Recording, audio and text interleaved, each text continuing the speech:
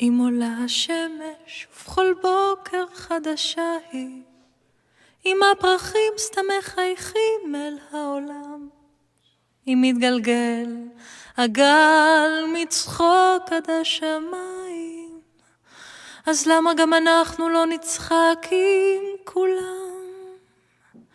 אם יש עוד קרקסים וליצנים ולא בספר, אם צחוק הילדים נשמע צלול ולא רוחב. להוציא את החוברת בבקשה, אורי שלך פה, שחר איפה שלך? חוברת? תוציא, מה עוד? קדימה, לא נתעכב, חבל לנו זמן.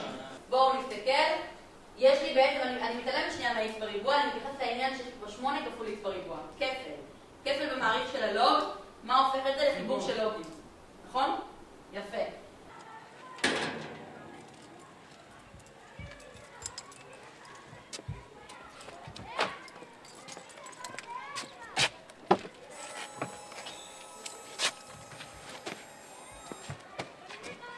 אני בת אל כהן, בת 31. בעצם אני נולדתי עם מחלת עור מאוד מאוד נדירה. המחלה הזאת בעצם, יש פצעים בכל הגוף, ובכפות ידיים וכפות רגליים יש חתכים וסדקים. המחלה פוגעת בעצם בחיי היום-יום, קשה לעשות כל מיני דברים, אפילו דברים כמו ללכת, שזה נורא נורא כואב. כשהייתי קטנה, ככה נתנו לזה המון שמות, היום אני בעצם במחקר. היא מגבילה אותי מבחינת הידיים והרגליים, כפות ידיים וכפות רגליים. בעצם יש לי חתכים ואור יבש וזה כואב. זאת אומרת, אם אני מחזיקה דברים, לפעמים זה כואב. לשתות, אפילו להחזיק כוס בצורה ברורה, לפתוח בקבוק. זה קשה לכתוב. לפעמים להשתמש במחשב, אפילו פלאפון, לפעמים ככה קשה לי להחזיק. מבחינת הרגליים, אז בעיקר עניין של הליכה. אני לא יכולה ללכת יותר מבאמת מטרים ספורים. אחרת זה ממש מתחיל לכאוב. האמת שזה תמיד כואב, פשוט כשאני הולכת קצת יותר מדי, אז זה כואב יותר. טוב, מה נשמע אימא? מה קורה? בסדר? טוב, נשמע, מה מצב? השם, מה איתך? הכל טוב, באת לבקר אותי? כן, באתי לבקר אותך. מה קורה? בסדר, איך בעבודה? בסדר נמוך, כרגיל, עובדים. ברוך השם. אמא, כמו שאת יודעת, אני קצת ככה חוקרת על המחלה, על העבר, על הילדות. באתי לשאול אותך כמה דברים. אז אני אשמח שתספרי לי ככה מההתחלה, מהרגע שנולדתי, מה בדיוק היה? נולדתי. את נולדת ביום ראשון בשעה 10 בלילה, וחזרנו הביתה ביום שלישי. אבל כבר אז הבחנו שמשהו קורה איתך. זאת אומרת, התחיל להיות לך אודם בפנים, שהלך והתגבר מיום ליום, וביום שישי בערב זה כבר הפך להיות אודם עם דם, עם קסקסת בפנים, תינוקת בת שבוע, והתחיל לרדת ממש דם מהפנים.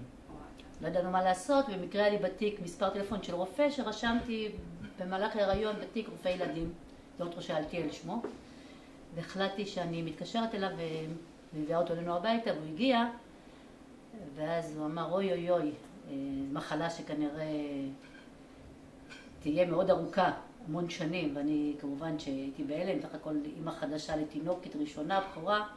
כשחופית נולדה, אז את האמת, קיבלתי את זה הרבה יותר קשה. ואני חייבת לציין שאני כמעט נפלתי לדיכאון, אבל שוב, בעקבות משפחה מדהימה שהייתה לי, שפשוט הרימו אותי ולא נתנו לי ליפול, כי אצל החופית זה היה יותר קשה, בגלל שידעתי מה הולך, איזה דרך ייסורים אנחנו הולכים לעבור, אבל דווקא במקרה שלה היה יותר קל מבחינת הטיפול, כי ידענו מה צריך לעשות. זאת אומרת, היה לה ניסיון מבחן וידענו מה. מבחינה נפשית היה יותר קשה כי ידעת מה היא הולכת לעבור, מבחינה רפואית אולי יותר קל כי ידעת מה אפשר לעשות. כן, אבל לא אשקר, זה לא היה קל. שידעתי שזה גנטי, אבל עובדה מסתדרים וחיים עם זה, ואת מקסימה, מדהימה, לא הייתי מחליפה אותך בעולם, וכמובן גם אחותך. אין יותר ניידות מדהימות, כן. אין.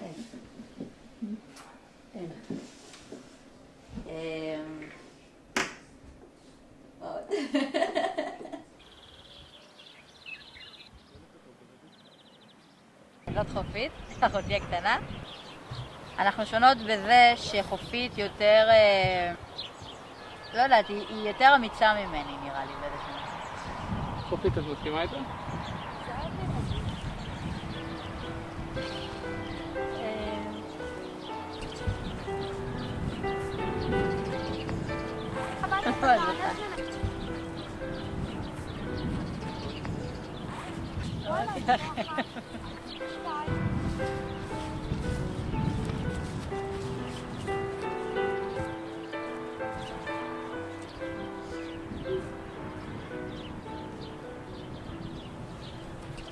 כדאי ללמוד מן הפרחים, לא לקמץ בחיוכים, והעולם תראו יהיה פתאום כה טוב. כדאי לחלום ולקוות, נסו רק פעם.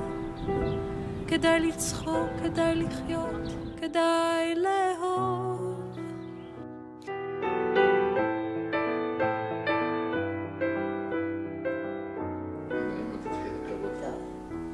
אני בת 7, אמא של בתל.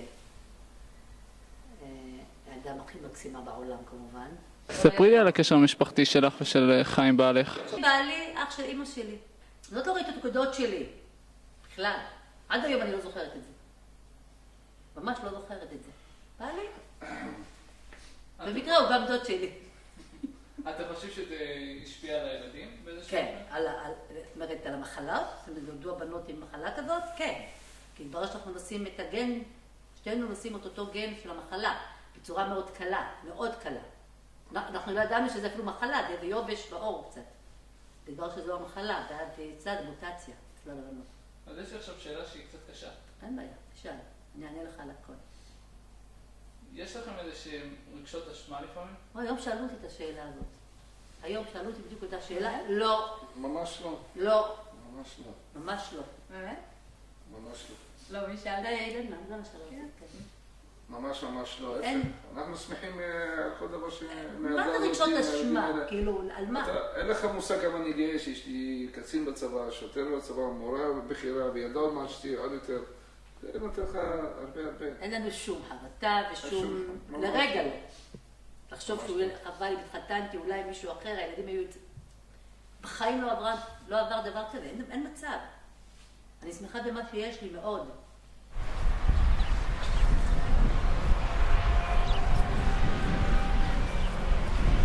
חופית לא... אמרתי לכם שזה לא יהיה פשוט. אני אענה על הכל, בסדר? אבל חופית מחוץ לעסק. חופית כנראה גם יותר רגישה ממני, אני קצת פחות, או לפחות, אני לא אוהבת לפקוד. מי שהייתי קטנה אני לא בוכה, כי כשאם אנחנו בוכות, אז זה משפיע לנו ישר על הפנים, ואז ישר זה גם מגרד, זה גם כואב, וישר הפנים נהיות אדומות וכאלה, וזה משפיע לרעה מבחינת המחלה. אז כשאני החלטתי שמי שאני קטנה, אני פשוט לא בוכה, בלי דמעות, אסור. ובדרך כלל אני גם עומדת בזה. כאילו בעיניי אתם ההורים הכי מדהימים שיש. לא, כמו ששאלת אותם אם הם היו מחליפים, אני לא הייתי מחליפה אותם ושום הורים אחרים. וכמובן, כאילו, תודה. שאני אוהבת אותה, כמובן.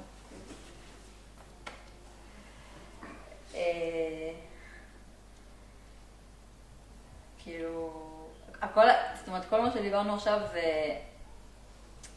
זה ברור לי. זאת אומרת, מה שהכי חשוב זה שאני לא צריכה שיגידו לי את זה, כי אני יודעת את זה, אני מרגישה את זה. כאילו, כל הזמן, כל רגע, כל שנייה, כל דקה. וזה גם מה שגורם לי להמשיך קדימה, להתקדם, לגדול, לצמוח, לפרוח. כי יש לי את התמיכה מאחורה, וזהו, אני יכולה פשוט להתקדם קדימה. בזכותם, וזה הכל פשוט בזכותם.